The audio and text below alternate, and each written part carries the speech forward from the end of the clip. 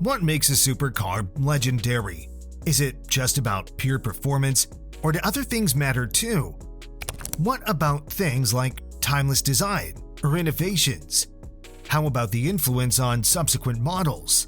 We think it's a little bit of everything, but still, does that give anyone the right to claim this one is more important than the other?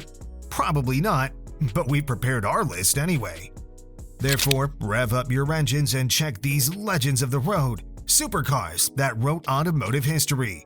But before we start the countdown, make sure to like, share, and subscribe. There's much more you can find on our channel. Introduced in 1974, the Countach is easily one of the most iconic supercars of all time. This Lamborghini was much more than just a great performer. It set new aesthetical standards in the supercar universe with its wedge shape and a full load of radical design solutions such as ultra-wide tires and massive use of lightweight materials. Moreover, this is the first ever supercar to feature those scissor-like doors, today known as Lambo doors. Great weight distribution, along with the massive V12 engine that provided max output between 370 and 455 horsepower, made it one of the best performers of its time. But the Countach's legacy exceeds typical supercar metrics. The Countach is a cultural icon, a model that became a symbol of excess and luxury in the 70s and 80s, a symbol of automotive passion and innovation. Named after the legendary racing driver Pierre Veyron, this Bugatti presented one of the biggest landmarks in the automotive industry. Famous for its 8-liter quad-turbo W16 engine that puts out over 1,000 horsepower, the Veyron was the most capable car of its time. It was the first serial production car with the top speed of over 250 miles per hour and the ability to hit 60 in just 2.5 seconds. Later versions, such as the Veyron Supersport, went even further and reached a top speed of 267 miles per hour. But ultimate performance isn't the only reason for the Veyron's iconic status. It represented a masterpiece of luxury and advanced technology with the massive use of materials like carbon fiber and titanium. The cabin was wrapped with premium leather, aluminum, bespoke design elements, and many other things that brought a new level of luxury to the supercar universe. It represented the ultimate mix of unparalleled luxury and performance, a design that continues to inspire new generations of Bugatti supercars. There aren't many supercars that are as special as the LFA. First of all, there's an amazing story behind the development, which is all about passion, patience, and dedication. It took a full decade to develop the LFA, but it was worth it, because the LFA brought so many impressive design solutions and technologies, especially in terms of the use of lightweight materials. The complete chassis and body are made from carbon fiber, while the interior reflects Lexus's attention to detail and luxury. The LFA features a perfectly balanced chassis, but we all know what's the most special part of this supercar. Co-developed with Yamaha, that 4.8-liter V10 is the best-sounding engine of all time, a symphony that revs up to 9,000, so fast that Lexus needed to install a digital cluster.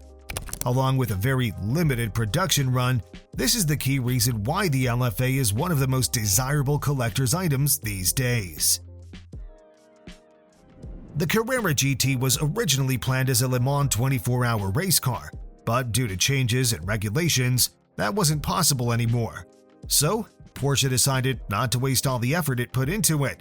It turned it into a street-legal supercar and created a legend. It created a work of art, a car with a sleek and aerodynamic body, famous for the massive use of carbon fiber and focus on aerodynamic efficiency. Then there was the engine, a 5.7-liter naturally aspirated V10 with an impressive 612 horsepower. It may not sound as wonderful as the LFA's unit, but it's close enough. And it has one feature that made it more special than any other supercar of the era. Yes, we're talking about a 6-speed manual transmission with ceramic composite clutch. This was the most genuine driver's car of the era, the last analog supercar we've seen, and the ultimate driving machine. With all that in mind, it's clear why we consider it one of the most iconic supercars of all time. Produced between 1962 and 1964, this design and engineering excellence is regarded as one of the most iconic supercars of all time. The reasons for that are numerous. We think this is one of the most complete supercars of all time. First of all, there's the performance.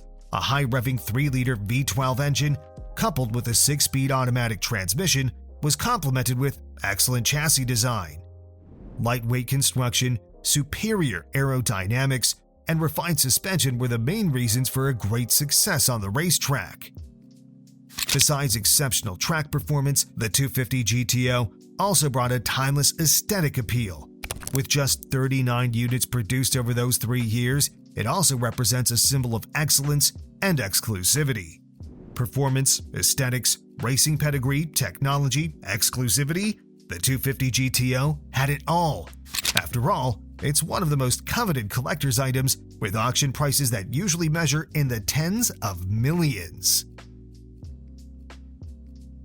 With a little help from Ayrton Senna, Honda revolutionized the supercar segment in 1990.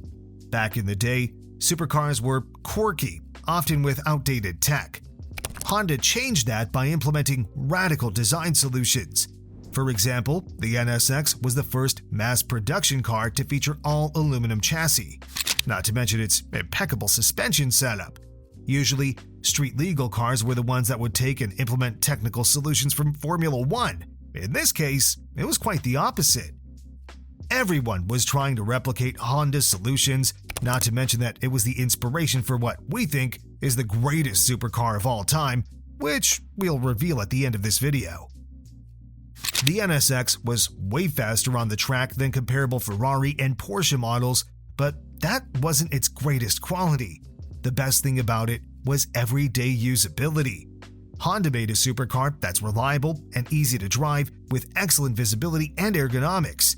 It made a supercar that's affordable and cheap to run. It puts daily driver and supercar in the same sentence, and if that's not enough to earn a place on this list, we don't know what is. If there's a car that redefined the supercar term, that would be the famous Godzilla.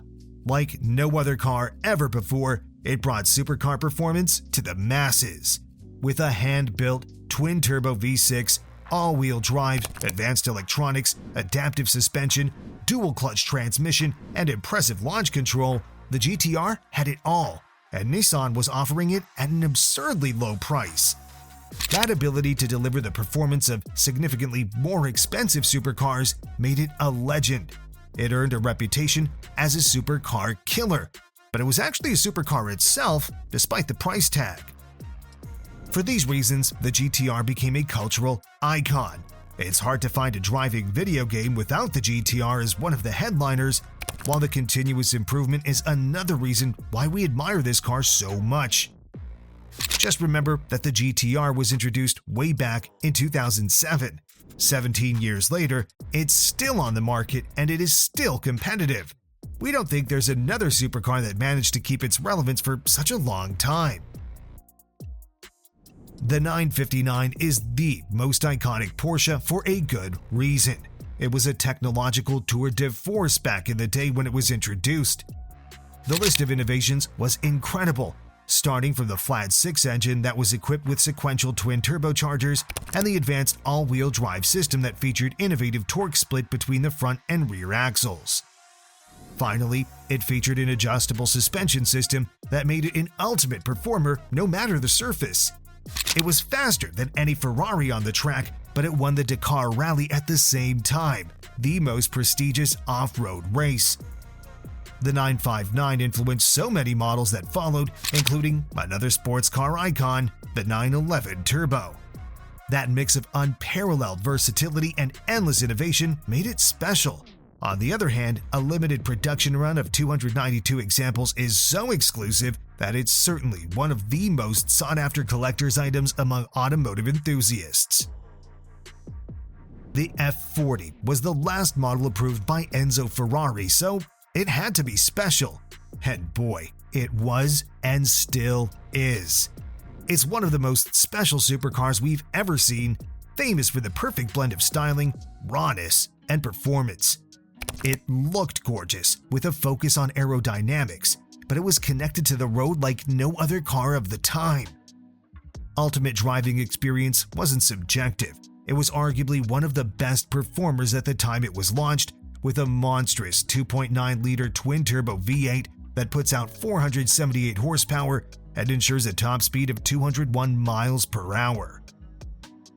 Limited production run definitely adds up to its value these days, but what enthusiasts also appreciate very much is its honest nature. This wasn't a fancy car, it was strictly meant for performance, so it was stripped of many luxuries and amenities. It didn't have anything that would add unnecessary weight and compromise performance. Finally, its legacy goes way beyond the world of automotive enthusiasts. It was, and still is, one of the biggest cultural icons of the 1980s, a star of numerous films, video games, and other media, one of the most desirable cars ever produced. If there's a model that shaped supercars, that would be the Lamborghini Miura. Introduced in 1966, the Miura wasn't just the most radically designed car of its era. It set the foundation for a proper supercar design. Low, wide stance, along with pop-up headlights and dramatic lines, as well as integrated air intakes on the doors, the Miura showed everyone what a supercar should look like. But above all, there was the layout. The Miura brought the most radical change in supercar history. This was the first car to feature a mid-engine design, which significantly improved the weight distribution and handling of future performance cars. Speaking of performance, the Miura was equipped with a super-capable 3.9-liter V12 with 350 horsepower, enough to ensure a top speed of 170 miles per hour. In our humble opinion, the McLaren F1 is the most important supercar because it brought many revolutionary, groundbreaking engineering solutions which were complemented by unparalleled performance. Of course, the revolutionary 3-seat configuration is the first thing that comes to mind, but once you check what's under the skin, it's actually the least important thing. That's how special the F1 was and still is. The F1 was powered by BMW's 6.1-liter V12 engine with 618 horsepower. That was a lot for the time, but that lightweight construction was the thing that set it apart from the competition. Thanks to the excessive use of carbon fiber, titanium, and magnesium, the curb weight of this massive V12 engine was just a bit over 2,500 pounds. This was the fastest produced car for over a decade, but once again, that's not the most important thing about it. The reason why this supercar is so special is because designers pay attention to every single aspect of it. It featured, by far, the most refined suspension and braking system back in the day, way ahead of its time. So it's needless to say how big its influence on subsequent supercars and, later, hypercars was and still is. The F1 represents the engineering excellence that continues to inspire automotive innovation over and over. What do you think of our list? Does it need some reordering? Or maybe there's a model we've missed? Let us know in the comments, and don't forget to subscribe. Thanks for watching, and see you next time.